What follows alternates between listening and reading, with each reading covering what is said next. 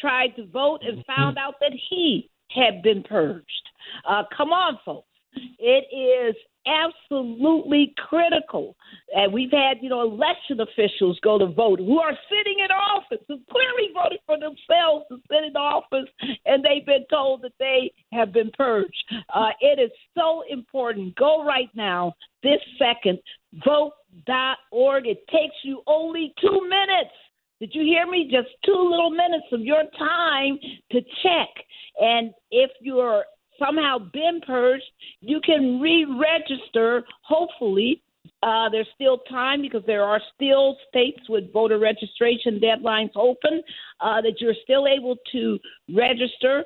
And if you you can do it on the same portal, vote.org or vote411.org. All right, folks. This is so important. We want to Barbara, make sure. Barbara, if I may, as you were speaking about, people being purged and not knowing they're being purged, one of the things that we found really enlightening was that when we had our class, our Gen Z Young Millennial Votes Matter training class, watched the film Vigilante. One of our attendees, right, one of our trainees, took to heart what we were saying about voter purging and learning that they're purged that came out of that film, and they actually went and did was it a trail? What did they do, Barbara? They did a YouTube. They made a beautiful video that went viral. A beautiful video talking about people's voting rights. Yes, go ahead. Right. And as a result of her doing that, her mother, who was in Georgia, decided that, I think her name was Layla, her mother, who was in Georgia, decided to go ahead and check her status since her daughter was doing all this and posting this stuff online. Mother had always voted at the same site, had never missed an election season, an opportunity to vote. And when her mother went to vote.org to check on her own status, just on a humbug, she found out what? That she had been purged. Folks, it can happen to anyone. Check your status, Barbara. Yes, and please, we're not being alarmists. We are really trying to protect the vote. I don't think any of our other guests have joined, so let us talk. Okay, so let us talk about 2 other states quickly. I want to talk about Georgia, and I want to talk about Nevada, and Arizona, because we know that there are people out there challenging voters. This is vicious, people. And Harold, President Ford, you may have heard about this, that people are going online and using Eagle AI and other kind of wicked systems to find people in certain zip codes, and they are then just downloading a list and submitting it to the Board of Elections in their areas, in their counties, and saying, all these voters we want to challenge. Who do you think all those zip codes are? They're basically black and brown voters, and they're trying to knock people out. And so there's litigation going on around these voter challengers around the country. If you're in Georgia right now and you're trying to early vote and you get to the top of your line and you get there and they tell you that you've been challenged because they're alleging that you don't live where you say you live, you need to immediately call that 866-R-VOTE hotline, because we don't want you voting a provisional ballot. We want to make sure you vote a regular ballot. We want to make sure that you're allowed to vote. We want to get this done. So, folks, there's wickedness going on. 800,000 voters in this country have had their votes challenged. 800,000, and by people who have no clue who they're talking about. They're just doing this. They're targeting people by race. It's just a vicious reality, and we want you to know about this and to be aware and to protect yourself. Right, Daryl? Absolutely, Barbara. It's so important to protect that right to vote, and we're going to do all we can to help you. 866-OUR-VOTE. 866-OUR-VOTE is the number to call. But you can also reach us at TJC vote. 833 TJC vote, because we will have our own voter protection line that's in place. 833 TJC VOTE. And you know, Barbara and President Ford, you know, there are going to be incidents like the gentleman that you mentioned, President Ford, from 1998 that had the conviction that goes to vote, and they're trying to tell him he can't vote, and there are issues like that are going on.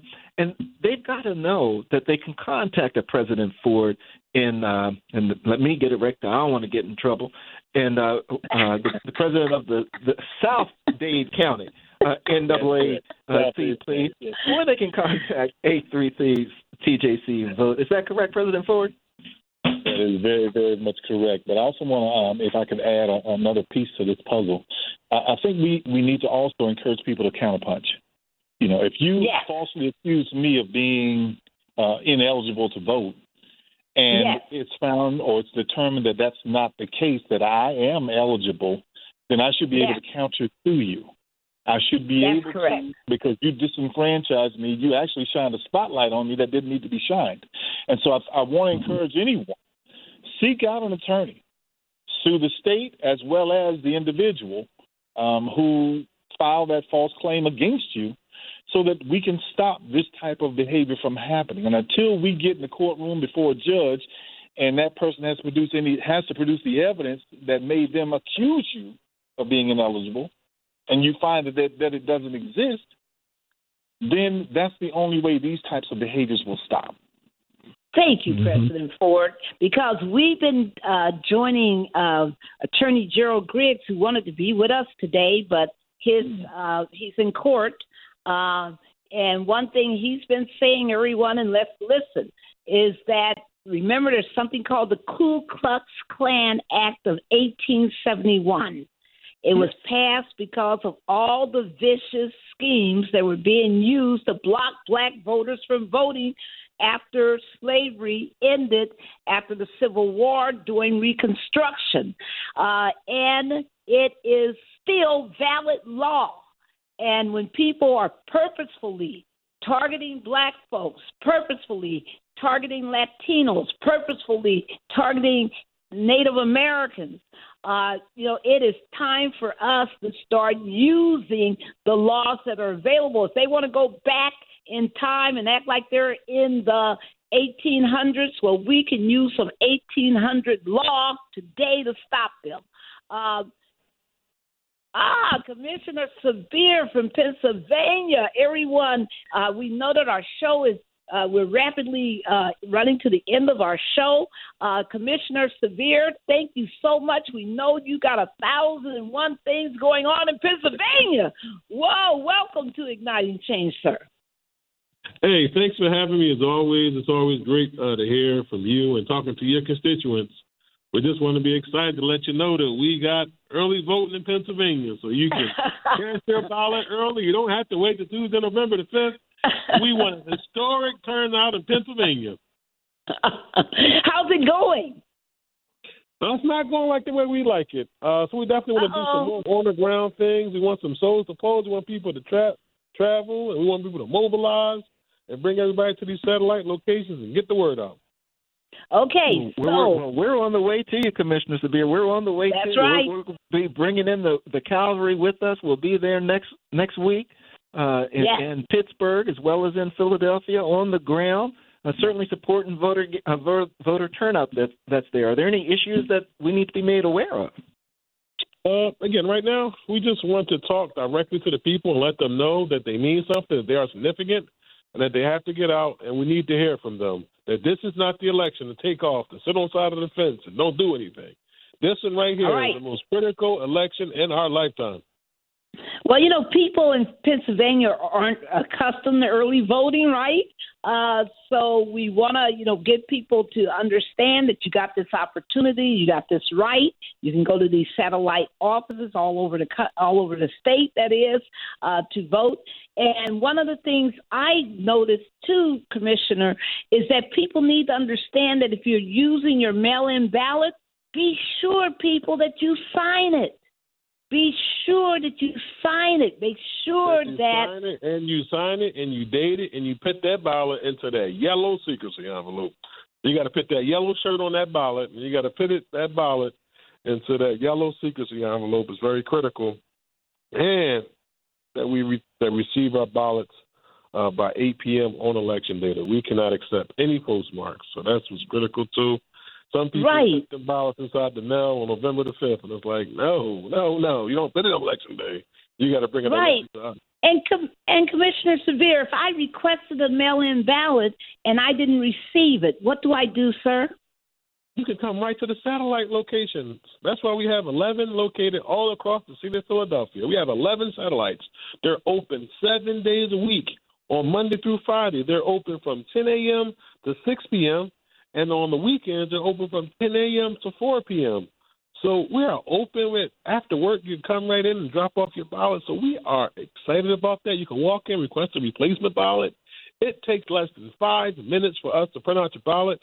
State Senator Vincent Hughes came in with his mother on Sunday, and it took them 10 minutes to get in and get out. They came in and printed out their ballot, and their obligation was done. Beautiful, beautiful. Commissioner Sabir, if somebody has a question about their rights to vote in Pennsylvania and Philadelphia specifically, how do they reach you, sir? Sure, they can call us at 215-686-3462, 215-686-3462, or you always can send me an email at Omar, OMAR Sabir, SABIR at phila.gov, omar.sabir@phila.gov. All right. And the same to you, President Ford. If people would like to reach you down in South Dade County, how do they reach you? Well, they can go to our website, southdadinaacp.org, or they can email me directly at president@southdadinaacp.org. And those are the two best ways to get me so that we can try to do what we can. We have a complaint form online. As a matter of fact, we even have a police complaint form on our website so that if there's any issues going on, we want to know exactly what they are so we can address these issues, whether election-related or otherwise. Thank you. And Attorney Griggs, thank you for, we know that you just joined. Just do a shout-out to our audience because we are closing the show out right now. Well, I appreciate that, Barbara. Sorry for my delay. I'm in the courtroom fighting for justice, but I wanted to join you guys. Thank you. Make sure everybody votes early. Thank you, Daryl. Appreciate you so much, NAACP Georgia President, Gerald Griggs and Fred Brother. Appreciate you. Appreciate you, Commissioner Rodney Ellis. Appreciate you, President Harold Ford from South Dade County. Appreciate you, Omar Sabir, Commissioner out of Philadelphia, Pennsylvania. Folks, now is the time. Get off the sidewalks, get into the streets, make your way to a ballot box, and have your voice heard. Until next Tuesday, noon Eastern Standard Time, peace, everybody. Peace. Thank you. God bless.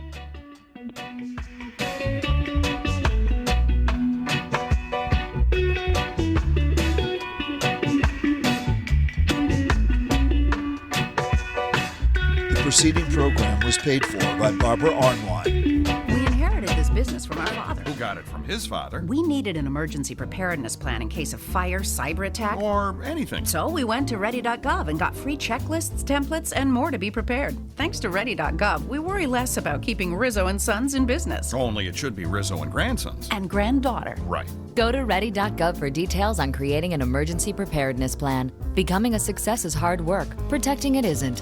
Brought to you by the U.S. Department of Homeland Security, the Ad Council, and this station. 95.9 WOL with the Carl Nelson Show. Weekdays from 6 to 10 a.m. Reverend Al Sharpton keeping it real from 1 to 4 p.m. And the Tavis Smiley Show from 4 to 7 p.m. Download our mobile app and take us everywhere you are or listen live at WOLDCnews.com. The news and issues that matter to you most from Carl Nelson, Reverend Al Sharpton, and Tavis Smiley on 1450 and 95.9 WOL. 1450 WOL, Washington, D.C. WDCJ, Washington 95.9. WMMJ HD2. WKYS HD2. And worldwide at WOLDCnews.com. The views and opinions of the following show do not necessarily reflect the views and opinions of News Talk 1450 WOL, Radio 1 Incorporated, or their management.